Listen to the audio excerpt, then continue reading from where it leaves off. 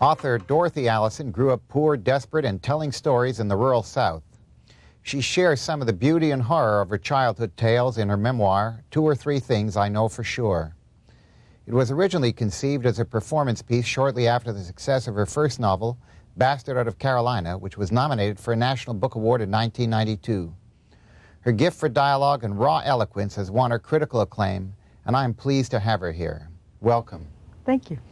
I must say I'm probably the only person in New York whom will be interviewing you who's been to Greenville, South Carolina. Yes? I have been. How much has it changed? Has it changed a lot? Have you been back? You've probably been there since I have. Last time I was there was just before my Aunt Dot died in 81. That is 82. A long time ago. Yeah. You described those earlier years, in the rawest possible terms. Could you just tell us a little bit about that? I think I could describe it in even more raw terms than I generally use in print. It's the country where I grew up. It's the country of my imagination. To me, it was always beautiful and terrible, and it's not escapable. Everything I see, every place I go, even when I lived in New York, I measured it against Greenville. Sometimes Greenville even won a few, not many. It was a beautiful country, but it's a place that's very hard to be poor, and a lot of people are. You describe your life sort of as a peasant life, literally. Yeah. I mean, we're talking poor and what you would call trash and the scum. You describe it with the heaviest of adjectives. Yeah. Now, that sort of was your physical environment as well as your human environment. Yeah. Now, peasant is a cleaned up word. We don't use peasant much in this country. I actually learned peasant when I went to college, and that was like upscale from where we were. No, we hate the poor in this country. I was trash. We were those people. We were that family. Those people go to jail. Those women look like that. Yeah. But they're also people I loved. Yes, but you describe them both in terms, and not unusually so, I guess, in terms of both loving and hating them. Yeah. At least hating what they were in the sense that it was something you wanted to get away from. And occasionally hating a few of them, yeah, especially when I was young.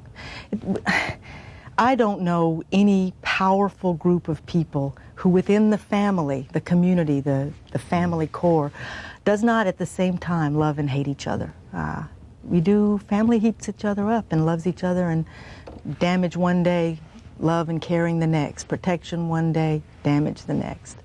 Yeah, but the damage here was of a magnitude. The damage is all too common. One of the things that I've learned going around the country in the last few years is that there's a pretense that damage doesn't happen in families all the time. And one of the things I was afraid of writing a novel about a working class family is that I'd repeat that same old myth, that the poor beat their children. You know, the rich beat their children too. The rich get away with it. I was afraid to write about it because I'd play into the myth. So I tried to make the myth as human and real as possible. And the incest? Well, I can make that real. I don't know about human. And there's no way around it. It's a sin, it's a crime. It happens all the time. It happens in every class, happens in all kinds of families. Mostly we try not to see, and when we see, we try to think about it in past tense terms. Used to happen, happens over there, doesn't happen here. Happens more than we admit. In terms of the way you describe the men that you grew up with, you sort of describe them as men living in silence, even though there was sort of a raucous humor and a braggadocio. Could you explain what you mean by that? It's the macho standard, and it's as Southern as it is. You know, they talk about Spanish men, black men, working class men too, have this ethic of a man don't talk. A man is, John Wayne. John Wayne is the model for most of my uncles. They were trying to swagger through their lives showing no pain. They hid a lot, and I think it also did a certain amount of damage. It meant they couldn't ask for help, even when they knew they needed help. They didn't dare. And were you able to sense that pain when you were growing up with them, or was this something that, in a sense, you understood later on in your life? Well, I don't think that outside our family people ever knew that my uncles, my aunts were even human, or that they were creatures. We were people who were supposed to be incapable of pain, insensitive to pain, especially the men. But the women in my family knew, and I was a girl who hung out with my mother and my aunts. I saw them taking care of their men when they came home. barely able to stand up, barely able to talk. And the first thing you learn is to take care of a man who cannot admit he's in pain. You wrote, and I'm going to read this because it's so wonderful, 2 or 3 things I know for sure, and one of them is that what it means to have no loved version of your life but the one you make. Was there no loved version at all when you were growing up? Was there no animal, no friend to make up for whatever you didn't have in family? One of the things I try to make clear in the novel that I wrote and in this piece is that, yes, there was. And it was in the stories that my aunts particularly gave me and that the women in my family gave me, and some of the men also were storytellers. The loved version, though, was always a joke and a laugh and a twinkle and, you know, sometimes a song, not from outside the family. There was no loved version of us outside that core of we, us.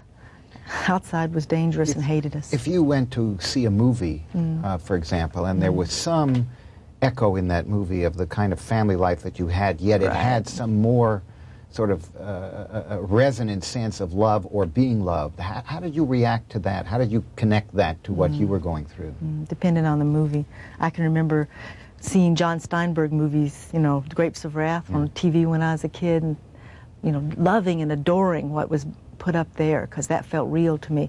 But I can remember seeing, was it An Officer and a Gentleman, watching Deborah Winger in the factory. I knew very well Deborah Winger was supposed to be me, my sisters, and my mama, and when Richard Gere swept her up into his arms and carried her off to be married, everybody in the theater is cheering, and I'm kicking the chair in front of me because it was a portrait full of hate. Hate. Why hate? Hate. The only thing that she's supposed to do is catch that man and marry him and leave. She ain't got no value of her own. Her family is despised. She's despised. She despises herself. Yeah. Was it only that? Wasn't it also some sense of pursuit of what she thought would be a better life, though? That's what they tell us. I think that's what the middle and upper class sees. But I think if you've been poor, if your only option was to work in a factory or seduce a man, you know that you are despised because those are your only options. You know, mostly really poor kids are raised to be, I call it us grease. We're raised to make everybody else's life easier, even if it's only by example of how easily we destroy ourselves. And a lot of it's backhanded. Yeah, Deborah Winger's good looking and she's going to do good and she's won that man, and Lord God, it's Richard Gere and ain't he good looking? But meanwhile, she's spent all her time in that factory, and she's like, the subplot of the movie is that she's trying to make herself over into something he'll want. The hidden context is that clearly she is something that has to change to be wanted. Every working class girl seeing that movie knows she's going to have to become Deborah Winger to get out. And it ain't true. And did the women have a tougher time then than the men? I mean, did the men in one sense have some place, whether it was a place created by that macho environment that they sort of made up, did that work for them differently than it did for women? I'm a woman. I know that most of my childhood I spent close to my mama and my aunts. I saw closely what they were doing and suffering. I think that I had a little distance from the men, so I saw them and their grief bigger, stronger, more important to me. It's only when I grew up and started thinking of men as human beings instead of just dangerous animals roaming the earth, and that's how I thought of them when I was a girl, that I began to see that they were in almost as much pain or as much pain, and that it was just different. I couldn't afford to see it when I was a kid. You sort of indicated you were the sort of listener to storytelling. Yeah. When did you start being the storyteller? I actually started it when I was a girl. I was a famous storyteller in my family. I told dangerous stories, charming, dangerous stories, mostly about heavily violent witch queens that rode in and stole things, you know. Women that broke all the rules. I was a very popular babysitter. I could mesmerize other kids. That's pretty much how it started. I was doing what I learned. I pretty much stopped when I got to be a teenager, though. It became too dangerous. Why dangerous? Well, for 2 reasons. One, because I might reveal something I wasn't supposed to reveal. If you're really poor, and in the particular family I was in, this embattled, violent family, you have to hide what's going on at home all the time. And I began to realize that what was happening in my life was visible in the stories I was telling, and that was too dangerous to allow. I might be taken away from my mama, somebody might go to jail, somebody might not understand. all that. Then there's the other little detail. By the time I was a teenager, I was pretty sure I was a lesbian. And I was mostly telling stories to other girls. And I realized that it wasn't working the way I thought it was, and that it was deeply dangerous. Telling girls to other girls to get their attention means that boys notice that you're not the kind of girl they thought you were. It invites violence. And when did you sort of begin to put those stories to paper? When did you first start doing that? First story I ever wrote, I was 9 years old. I burned it. I think I wrote the second one when I was 11. I wrote an entire play in verse when I was 14. I burned that. I was writing always. Until I was 24, I burned everything I ever wrote, including journals, letters. Why? Too dangerous.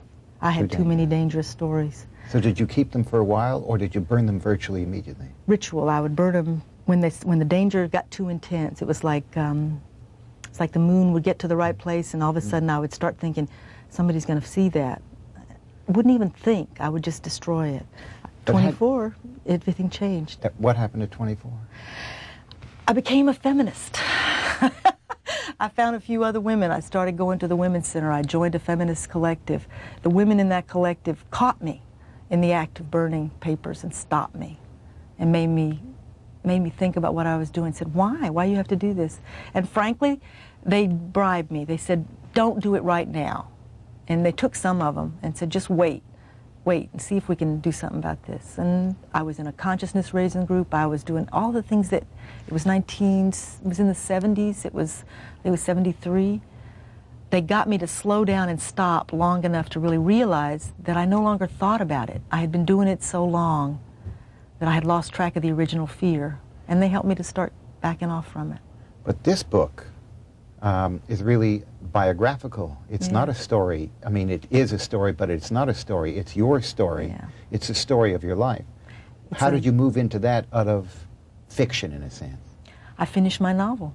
When I finished Bastard Out of Carolina, I think I actually turned the last draft in June of 1991. This piece was originally written, the performance piece, in the next 2.5, 3 months. I performed it at the end of August in 1991.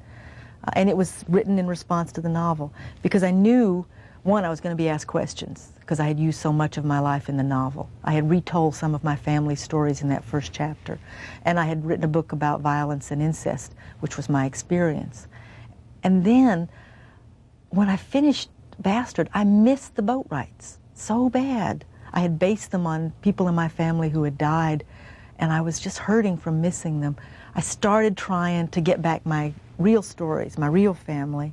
So I started by sitting down and saying, I'll only write what's true. I'll just write down all the stories I'm losing track of. No fiction, only true stories. And then I ran into the wall of my family, in which nobody really knows anymore what's true. They tell stories to survive or keep themselves alive. And is it easier for you to write it down on paper as compared to just talking about it now? It's a talk. I think sometimes, yeah. I think sometimes. Well, I envy you that. I've trained myself to it. You too can do it. Sheer dedication, need, and a lot of work. You can do almost anything. Well, I do admire you for all of the sheer dedication and work, but also for the wonderful quality of your writing. Thank you very, very much for joining us. You're welcome. This is not Charlie Rose, for those of you who might think it is. It's Mort Zuckerman substituting for Charlie Rose, as if I could, and I hope you will join me again tomorrow night when I take up the seat one more time. Thank you all very much, and good night.